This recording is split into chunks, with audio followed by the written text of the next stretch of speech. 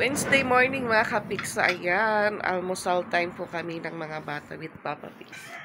So ayan for today's vlog. School day na naman nila. At ngayon pa lang po mag-almusal. Ayan po yung Ate Ezra. Ang kanyang ulam ay scrambled egg with kamatis and sibuyas. Si Ate Patpat naman po. Hi Pat! Oh. So yung amin po ni Papa Pics, kape lang po and sinapay.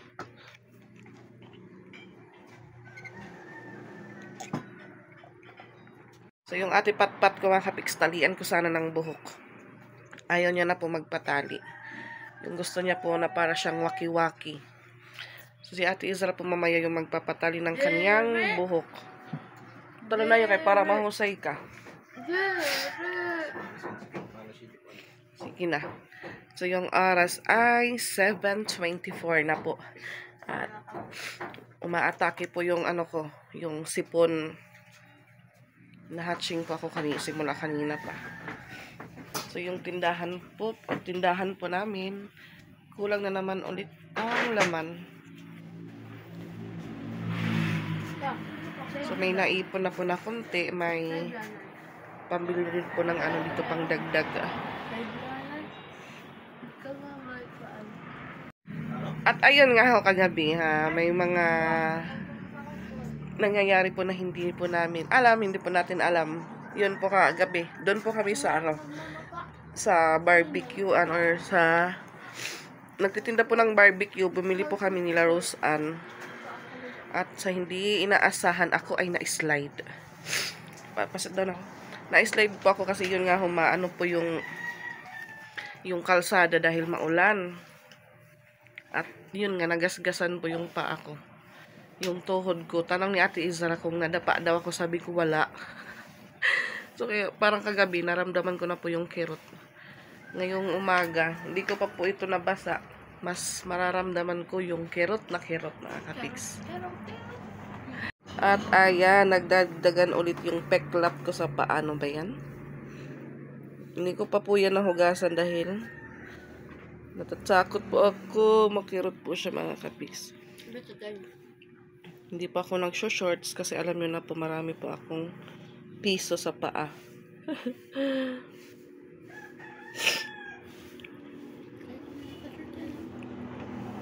So sabi niya, ba't daw ako naka-short ngayon? Sabi ko, sa loob ng bahay nag-short ako. Pero pag lumalabas pa ako mga kapiks, hindi pa ako nagsusuot ng maliliit na shorts. At yun nga ho, yung miming namin dito, yan po yung bahay niya sa baba. Kagabi parang ano po si Pix. Kasi yung nanay nasa loob na din. Yung iniisip niya baka na naman kainin. Parang hindi naman po mga kapix. Tutulog po yung mingming namin. Nalalaman mo pag nagugutom siya kasi iyak nang iyak. So ngayon, simula siguro kagabi parang hindi na umiyak ulit. Siguro pinapadidi na po yung pinapadidi na ng nanay dahil yung nanay din po mapasok dyan sa higaan ng miming. Siguro nakakadidi po yung bibi namin dito. Sige na ate.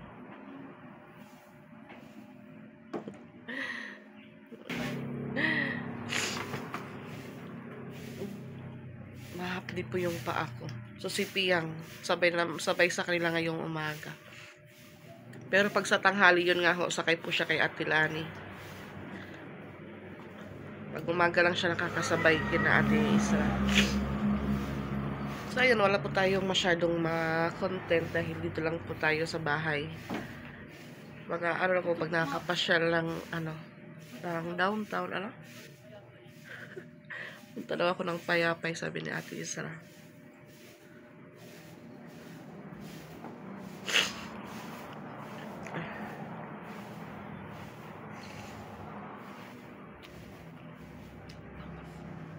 May bangs ulit yung Ate Ezra. Mga ilang araw, maano po yan, hindi na po pantay yung bangs dito. Nandito na po yun sa ibabaw ng kanyang kilay. So ngayon, ligtas po kami sa gawaing bahay dahil po nandito si Papa Pics. Siya, po siya, tiga hugas, tiga walis, tiga alog. Pag alis naman siya, kami yung tigang-tigang. Tapos na daw siya. At ayan mga kapiks, ngayon ko pa lang po ipapabalik yung dress na ginamit po natin patpat nung first communion niya. At ayan, dito na po si inatching po ako mga kapiks. Dito na po si Yang Ying. Para po siyang Barbie na walang isang battery.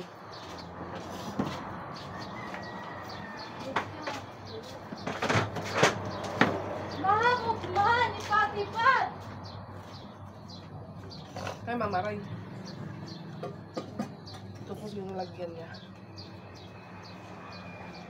Excuse me. Kalagay mama? Ano po na rin papa?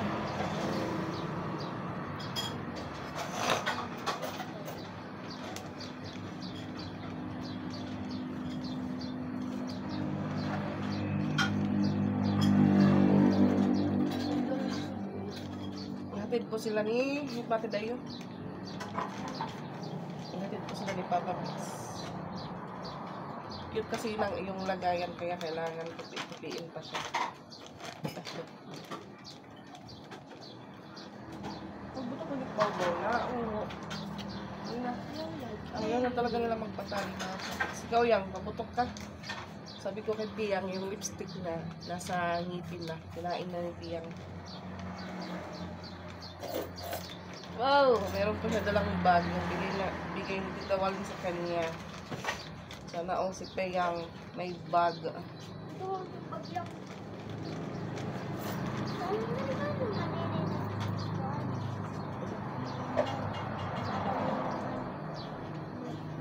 Ano na ka ng Tita Walin nito? Hindi ba tayo ng Tita Walin pa? At ayan, nagsisipatusan na po sila. Ano? Oo, ano pa ang pagsintas. Sige mo kaiba.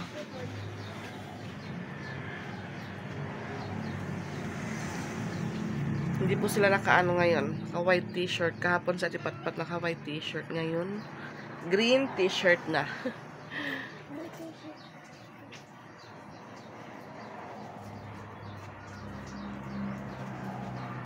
At so, ayan mga kapiks. May ano pala ngayon kina Ate Lani. Yung brother-in-law niya po namatay. So, iwan ko kung punta kami doon ni Rose Ann. Bukas daw yung libing. So, mamaya ang gabi. Wednesday ngayon po yung last lamay. Ayan, labas na po sila dahil kinuha na po ni Papa Pix ang motor. Doon po nakapark sa loob ng bahay nila Mama Dax. Sa loob ng gate. Isa na nga dahil ko sinapat. Ano na, Ray? Ayaw pang mag-start ng motor.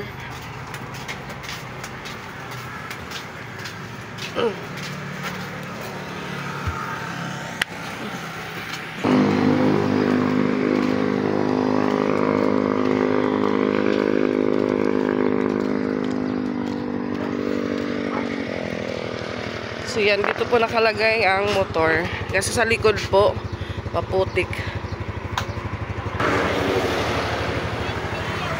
Yan po yung hotel na malapit sa amin, Nipa Garden.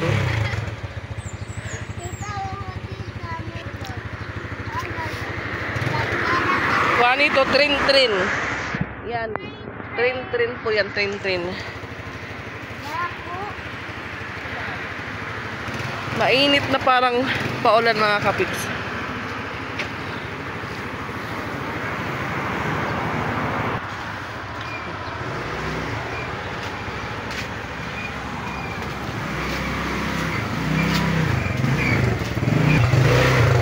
Nakalabas din.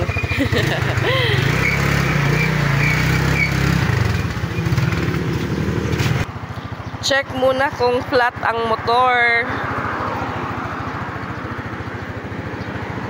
Piyangan mo payong. Kalimutan niya yung payong niya sa bahay.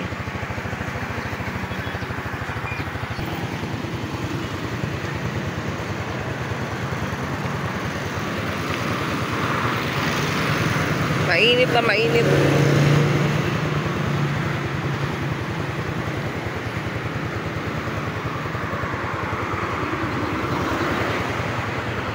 Bye-bye. Maraming sasakyan.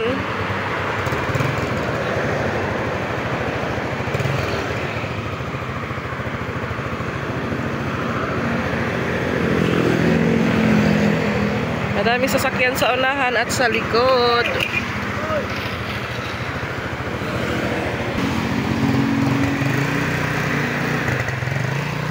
Mura!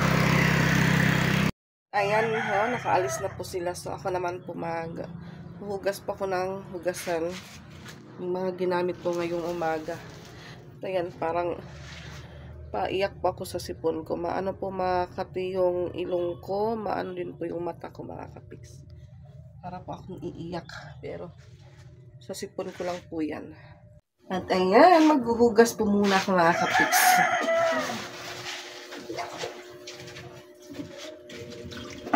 Hatching ako this time.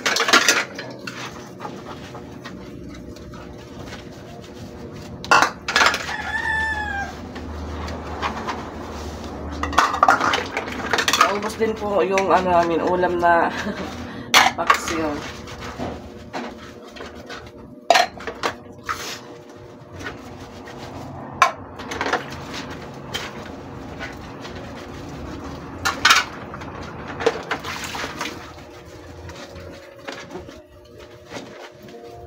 Sick, mga kapiks. At tapos din po tayo sa paghugas.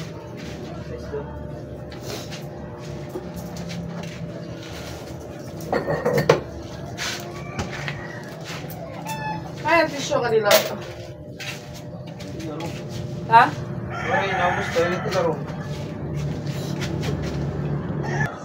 Madami po kasi yung binigay ni Tito Bitoy na tissue. So, yung iba nagagamit po dito sa kusina pang punas ng mga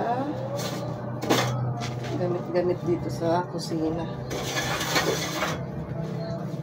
Kasi yun nga yung stove po namin, marami yung agay-ay. Yung kapupunasan mo pa lang po, tapos maya-maya meron na naman. Sana hindi po natin makuha ang music kasi si Francia nagpapa ano po siya ngayon, sun trip.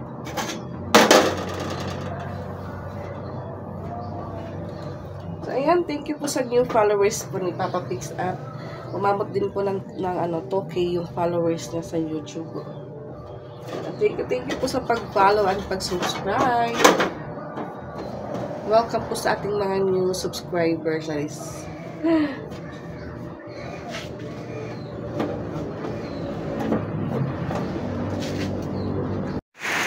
10:30 na po ng umaga, mga kapiks. Ayan, biglang umulan ng malakas. Lab tanggana lab. Lab. May maiipon na naman na tubig. Ang lakas ng ulan. Yun nga yung sabi ko kanina. Ay sikat ng araw na parang uulan at ito na nga ho, umulan na po.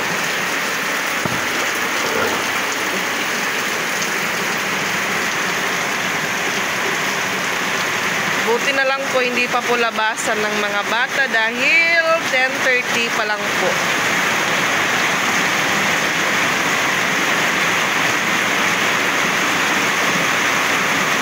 So yung tubig hindi po nakakadaloy. Tignan nyo po, wala pong dumadaan na tubig pupunta dito. Doon.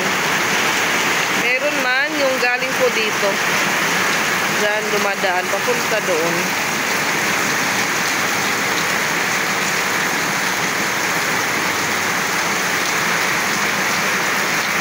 So dito po, hindi na po siya naanuhan ng tubig, napupunduhan.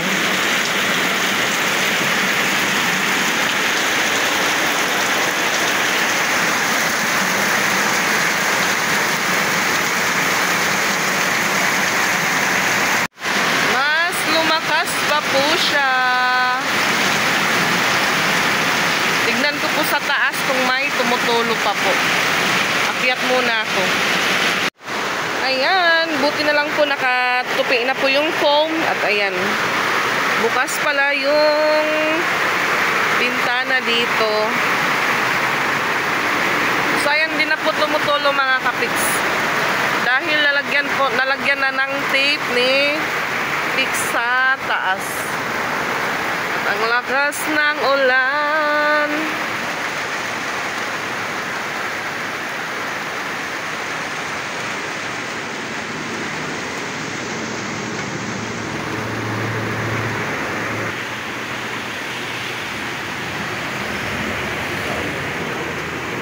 Close po yung taas nila, Roseanne.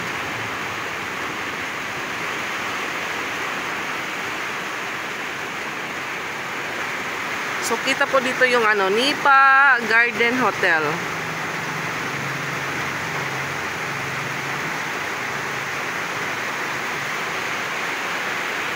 Pinagringkot ko po si Ate Ezra dahil malakas ang ulan. Pandong na ito, nga kalo. Ito na.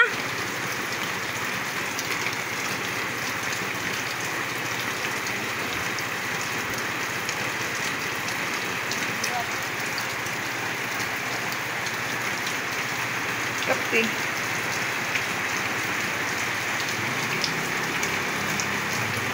Umulan na naman mga kapiks. Kaya pinasuot ko kay Ate Ezra yung raincoat niya. Ayan, nahatid na po ni Pixie yung mga bata. So, ako naman po ngayon, magawa po ako ng yelo. Dahil 5 piraso na lang po yung nasa loob ng ref. Pero enough ko na po para medyo matunaw naman po yung yelo sa loob. At ayan, 5 piraso na lang mga kapiks. Gawa po muna ako. Ayan.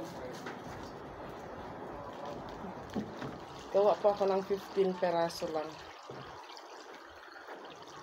Kaya abot ng 18. Kasi yun po yung kasya sa ref. 18 na yellow.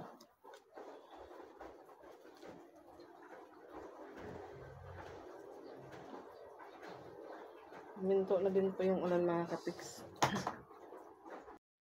Natapos din pa ako sa paggawa ng yellow mga kapiks. Ayan. At may na isa. Nabutas ng tubig. So yan po yung 5 natira kahapon sa ginawa ko. At dito naman sa baba, puno po siya ng tubig. At ayan po yung mismo na binibenta ko soft drinks. Tapos tubig. Yan lang po yung laman ng ref. Mas madami ang tubig. Tsaki din po kasi may bumibili, tas minsan si Ate Patpat nagbabaon naman nito. Ayan mga kapiks, kagigising ko lang, nakatulog po ako kanina katapos ko gumawa ng yelo. At ayan, maulan pa rin hanggang ngayong hapon. So kaninang tanghali yun nga, malakas po yung ulan. Hanggang ngayong hapon hindi pa po huminto. Yung mga bata, nakauwi na po dito sa bahay. Yan yung naimbak na tubig.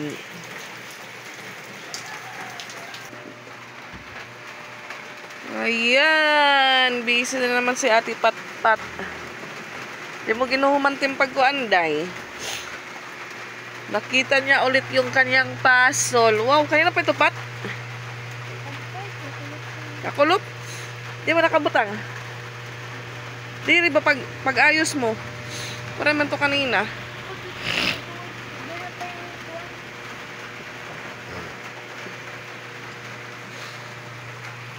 Bigay pa po ito ni Tita Marlene. Tita Marlene. Nahalungkat ni Patpat. Nahalungkat ulit. Sinisipon na naman ako. Ano na ate? Ang bilis pong mabuo ni Ate Patpat.